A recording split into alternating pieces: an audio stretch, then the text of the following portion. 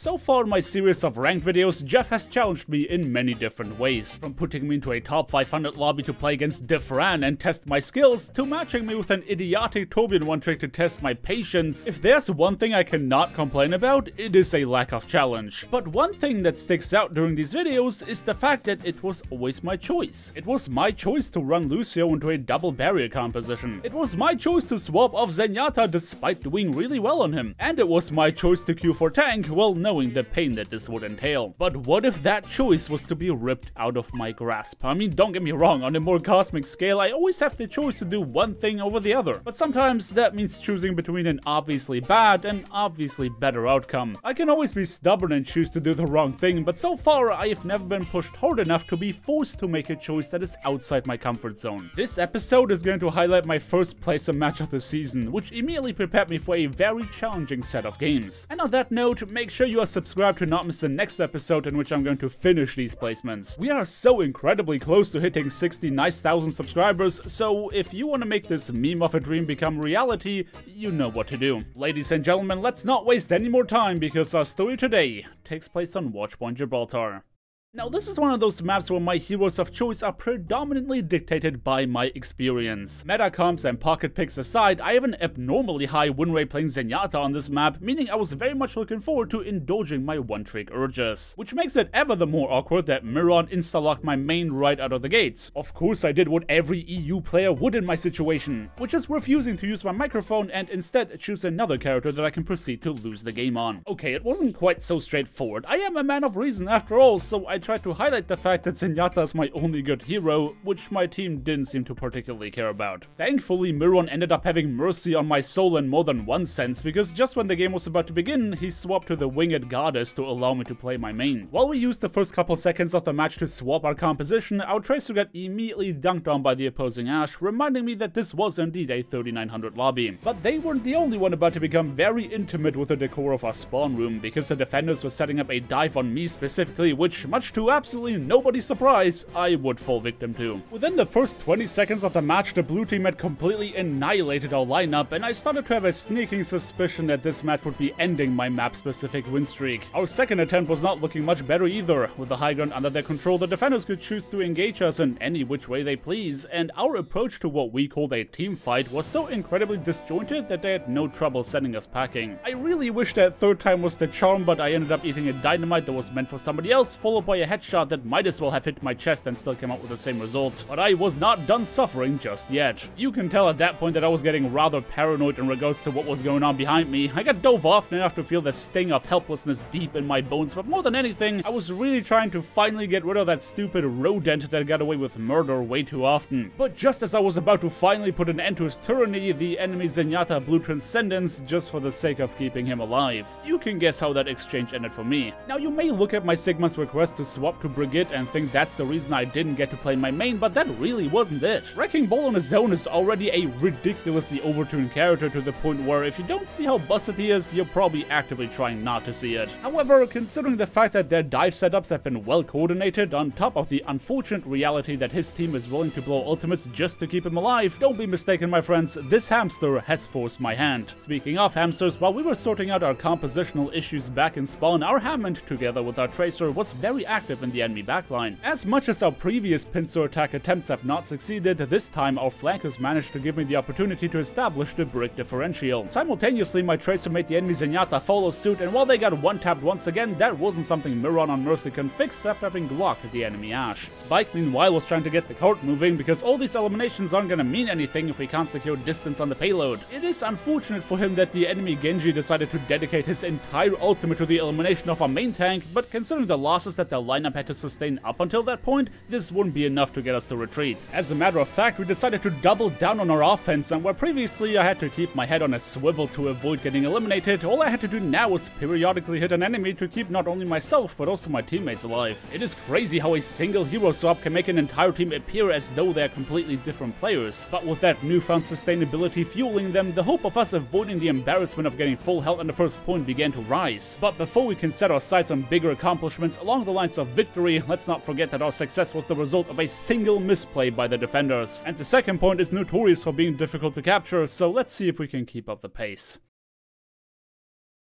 Despite me having spent more time in the spawn room than on the objective, we somehow succeeded in capturing the first point. Needless to say that now, as much as during the last season, I felt horribly misplaced competing around 3900. While I was having trouble staying alive, the rest of my team was putting their skills on display whenever possible, on whatever heroes they chose. I mean, don't get me wrong, I willingly swapped to Brig time and time again, but there's definitely something to be said for a hero being less fun when you get forced onto them versus you making that decision. But when my choices are to either never leave my spawn or actually participate in the match, it is a bit of a non-choice after all. At least we can rest assured knowing that the objective time gold medal is gonna be firmly in my hand. Wait a second, why is nobody on the objective? Okay, so as it turns out, just playing Brigade isn't the magic bullet that I believed it to be, because if you're playing in a rank high enough where people understand to make use of the geometry around them while playing on a high ground heavy map, it is actually not all that easy to get value out of her as the enemy team decimates your comrades. Fittingly enough, Mercy and I were the only survivors, though that left me to try and figure out how I can play around all of that high ground during the next team fight. Needless to say that this was a problem that occupied my entire team. As long as their Ashe is spamming down on us, we're gonna have a really hard time getting anywhere near the objective. It wasn't until Miron decided to go full battle Mercy that I could stop worrying about that problem, and can I just say how much I love his willingness to whip up the Glock in a 3900 match? Either way, with the sky under our control, all I had to focus on was not accidentally breaking my mouse as I squeezed down on the mouse one button following the usage of my ultimate. Just like last time, a single defender caught out of position was enough for us to snowball our way to victory. Our confidence levels were rising as we piled their bodies up high to create a stairway to heaven, a stairway that would also lead us to their fleeing Genji desperately trying to find out where he lands on the spectrum of fight or flight until he was finally released from his mortal vessel. Their Genji aside, the defenders were not entirely out of tricks though. Where there is high ground, there will be a hitscan player planting down that flag, and who needs a tank to contest the objective anyway when you can just summon Bob to do it for you? Despite all of that confidence that we displayed moments earlier, we had enough pattern recognition to understand that the proper response to a cascade of ultimates was the disengage action. Even without a team wipe, the defenders succeeded in breaking our momentum, which meant that we had to find an opening to get into position once more. But obviously the blue team was learning of our habits and playstyle as well, allowing them to catch our Tracer out in the open. Solo ulting was apparently their solution to our shenanigans, because their Genji decided that he'd rather blow his Dragon Blade than allow me to get in position on the flank. They appeared to always have plenty of ultimates in their bank, no matter how many of us ended up getting nuked, which is remarkable considering the fact that we weren't even running a Roadhog. I think it goes without saying that with us losing so many teamfights so unbelievably quickly, the mood in our voice chat was beginning to tilt.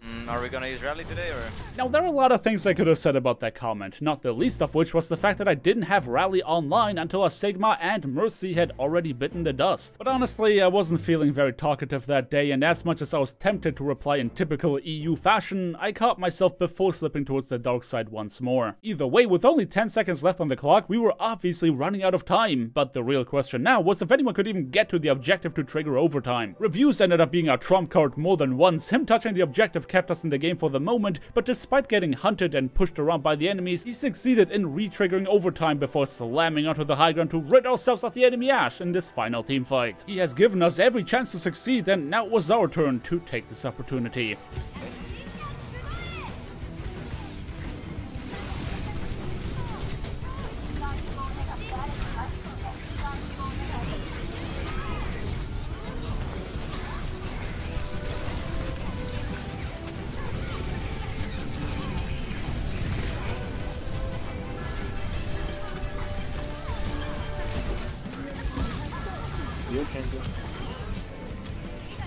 At that point in the game, I had absolutely no idea which team truly deserved to take home the victory. With a whiplash-inducing amount of back and forth, it appeared as though this was anyone's game to take. Honestly, the enemy team seemed to perform much more consistently than us, but every time they made a mistake, we were right there to take advantage of it in sweeping fashion. This game had taken an unexpected turn from nearly getting full health at the first point to capturing the last one in overtime. Now I can't wait to find out which playstyle is going to reign supreme on the next round.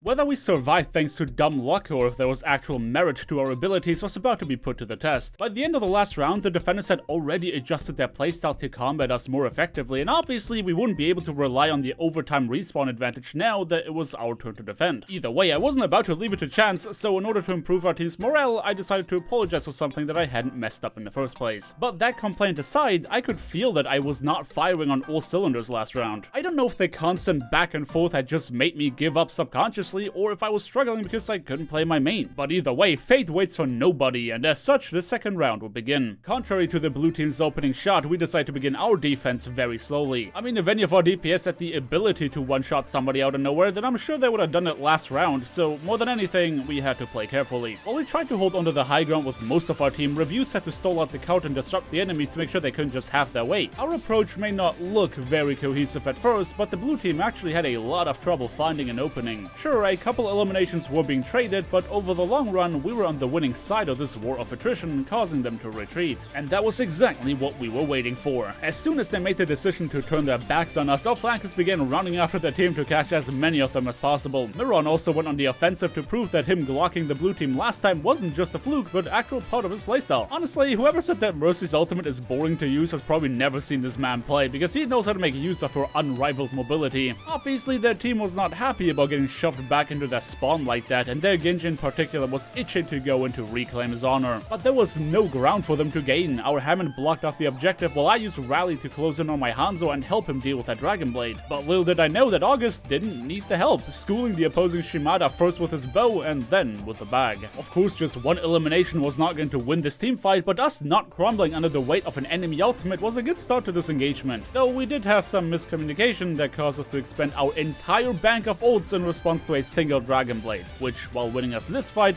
is going to leave us barren for the next one. Now, I wish I could tell you that the enemies did not take note of the fact that we wasted every ultimate in the game and then some, but of course they were perceptive enough to pick up on that, and well, yeah, no, we didn't get to fool them. But things got so much worse, because on top of losing the objective, we also lost every single player on our team who was unfortunate enough to get a bat spawn. If that ain't the snowball waiting to happen, then I don't know what is. But to make the prophecy become reality, the enemy Hammond snuck up into our spawn to make sure he can stagger anybody he can catch off guard. When their diva tossed a bomb into us and we all had to make a choice between walking forward or backwards, most of us made the sensible decision to rush past it. Unfortunately, Miron's knowledge would be his downfall. He was the only one that saw the enemy Hammond sneaking about, something he was very vocal in voice chat about, and that created a level of indecisiveness in his movement that would cause him to be the only one left in our spawn ready to be camped. As a Zenyatta player, I really did feel for Miron in that moment, but we had an objective to stop, and all of us turning around to deal with a Hammond that, let's be real, we weren't gonna be able to eliminate anyway, was exactly what they wanted. As the only surviving support, it was my duty to keep our teammates alive, playing aggressively enough to keep triggering my Inspire, but conservative enough to stay alive so that I can continue triggering it. Our Tracer had been playing the long game, setting up a wide flank while waiting for us to engage, and that patience would pay off big time as he started terrorizing the enemy backline. We may have lost our Mercy, but the blue team had a full plate of flankers to deal with who were all perfectly capable of playing with a minimal amount of healing. This was the first time that I felt like we won a teamfight on the merit of our skill and decision making over just exploiting enemy misplays. And honestly, I was feeling pretty good about this. We completely reset the fight, we had controlled the high ground, and we even had some ultimates left for the next engagement. I mean, heck, our Tracer really warmed up their gameplay throughout this match to become a royal pain in the butt for the enemy backline. And let's not forget that Miron is a Zenyatta player in disguise, ready to pull out the Glock in a moment's notice before returning to his support duties. For once, it wasn't us constantly returning to the spawn room as we continued to bleed time off the clock, and don't even think for a second that we were done pressing our advantage, because as it turned out, our Genji had a plan.